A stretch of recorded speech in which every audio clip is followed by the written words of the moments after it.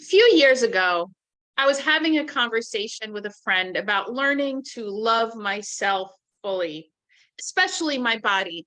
I was jokingly explaining that I never learned to dress myself in a way that was truly flattering to my body type. She explained that the problem wasn't that I didn't know. It was that I was conditioned through marketing to think fashion looked a certain way and only on certain bodies. Primarily what looks good on thin white women, and those things simply didn't look good on me most of the time. She suggested that on social media, I follow plus size Black women. She sent me invitations through Instagram to follow Black models and Black activists who, this was years ago, I continue to follow now. As their posts showed up in my feed, I was able to expand my notion of what is beautiful. And as time went on, I began to view myself through a more expansive and generous lens.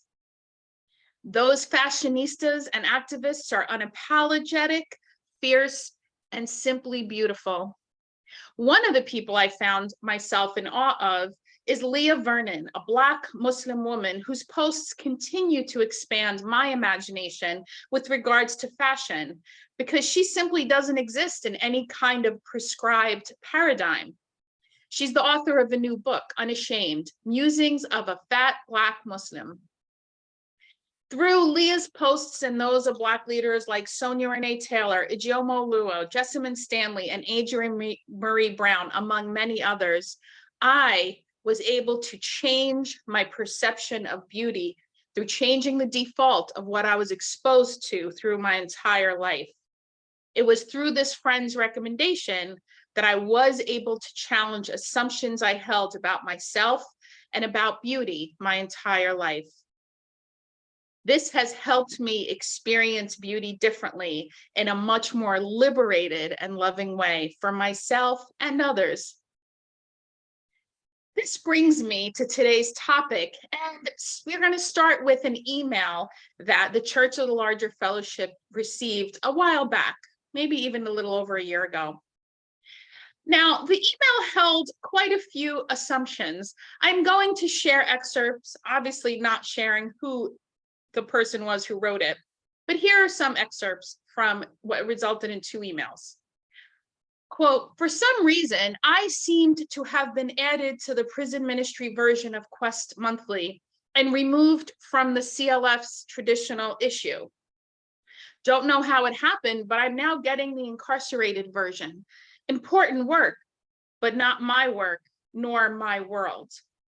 Though I am pleased with the work of the CLF and their prison ministry and gladly support it, I, the person put in bold the word I, have no interest in being part of that ministry.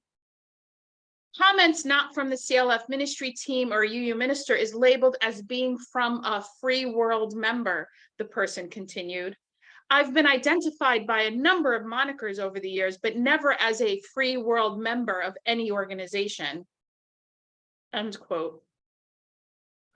These are brief excerpts from what amounted to 2 longer emails from the same person about their discomfort with the changes in Quest.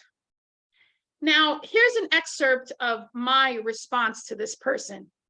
Quote, the moniker free world member has been used for many years at the CLF, long before the start of the lead ministry team's calling. It is true that there is an effort to give voice to those who are not given a platform to share their thoughts and musings.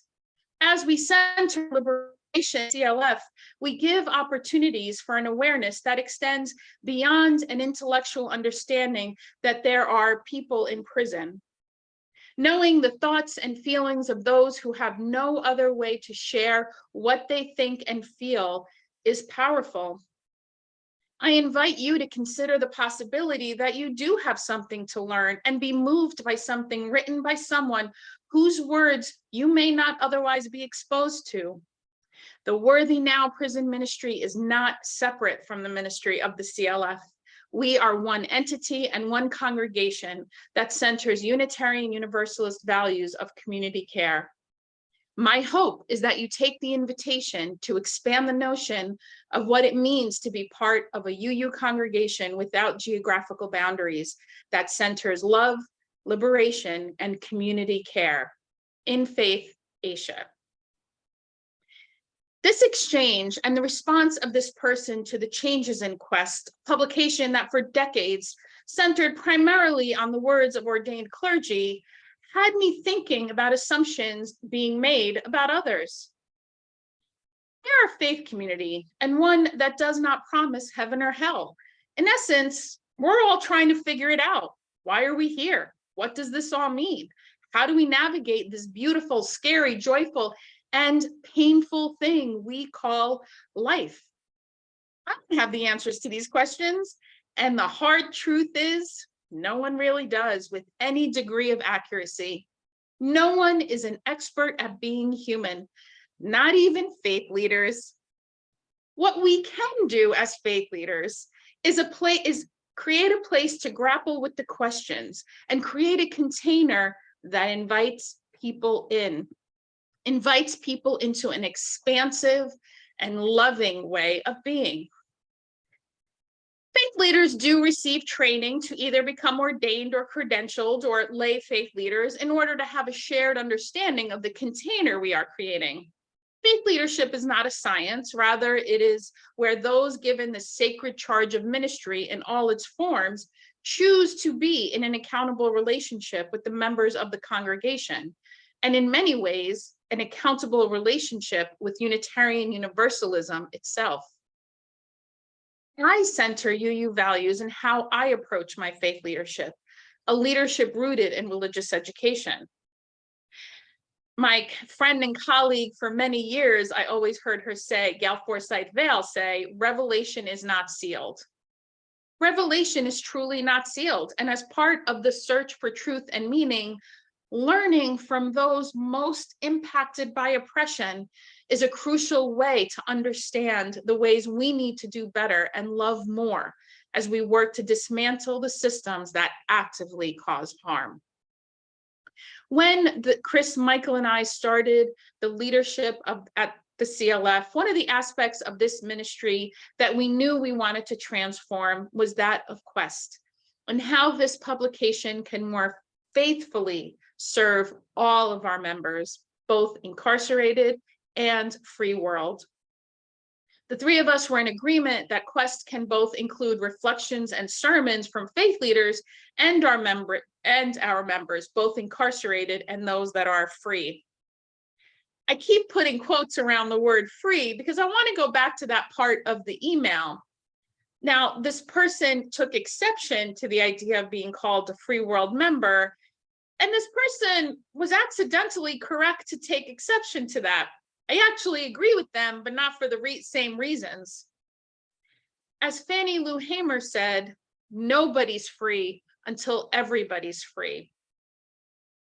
So in essence, in some ways, who is a free world member? Now, as the midterm elections in the United States approach this Tuesday, it is painfully clear how those in power here want to affirm white supremacy and patriarchy, and they are doing all they can to make sure that no one is truly free. The rights of half the population in the United States have been taken away with the overturning of bodily autonomy in the case of Roe v. Wade. There are hundreds of anti-trans bills across the United States, and there are people running for office that are running on platforms of intentional disenfranchisement of those with target identities. Now, while the Church of the Larger Fellowship has no geographical boundaries and we are a global entity, the reality is we are based in the United States, and the results of the policies of the United States enacted by this government absolutely and tangibly impact people all over the world. It matters who is running the United States government to people globally. Just look at what's going on in the environment with climate change. It is more important than ever that those of us in faith leadership positions center the voices of those most cruelly impacted by the systems of oppression that harm us all. However, those with privileged identities have been deceived into believing they are separate and somehow protected from oppression. This is a lie. Humans are inextricably connected, and the destinies of the most powerful are tied to the most marginalized. History has demonstrated this over and over. Countries with wealth disparities like the ones we now have in the United States do not last and, in fact, topple. We in the United States have an opportunity to save ourselves and by caring for each other and learning from each other by being open. One of those ways is being open to the reflections from those who are most in harm's way. Not only Black people, Indigenous people, trans people, immigrants, those with seen and unseen disabilities, but also learning from people who are incarcerated, many of them holding some or all of the identities I just listed. Let us embrace the opportunity to be nourished and impacted by reflections of people we most likely will never meet in person, but whose lives matter and are crucial. I want to share with you the words of Joseph, an incarcerated UU and CLF member who sent this reflection to us as part of our theme-based, we put a call out in Quest to send us reflections on themes each month. This was the theme of sacrifice. Joseph wrote, quote, "The value of sacrifice is relative. Without sacrifice, I would not be living life as I know it. If my mother hadn't sacrificed her time and put her dreams on hold, then she wouldn't have been able to raise me so lovingly. She was 20 years old, barely an adult, and I feel certain I wasn't planned. She probably had many other plans, maybe traveling, concentrating on school. I thank Mom for her sacrifice. It was very valuable to me." Some sacrifices seem small to us, but can be very valuable to the recipient. Perhaps you sacrifice some time once a week to go visiting a nursing home. If you have spare time, you would maybe normally watch TV or spend it on the internet. You can make a sacrifice that is of little value to you, but could be of enormous value to the nursing home resident who has no family. Our sacrifices are an offering to the group soul of humanity. Let me say that again. Our sacrifices are offering to the group soul, S-O-U-L, of humanity. No matter how small or large, if it does good for one, it does good for all. Depending on my commitment and intention, my sacrifice doesn't have to be public. When things are done without my attachment to the result, they are more pure and powerful. Some sacrifice all their lives in order that others may live. Some make small sacrifices of that social awkwardness to overcome, to share a kind word with a stranger. No matter how small a good thing is, it is still good. Those reflections from Joseph moved me and were powerful indeed.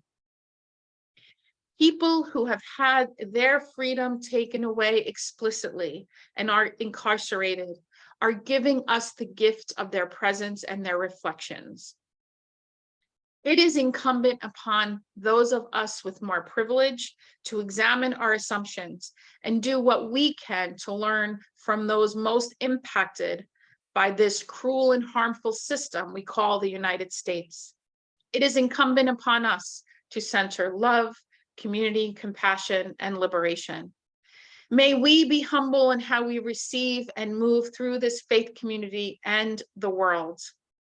Amen. Blessed be, and Ashe.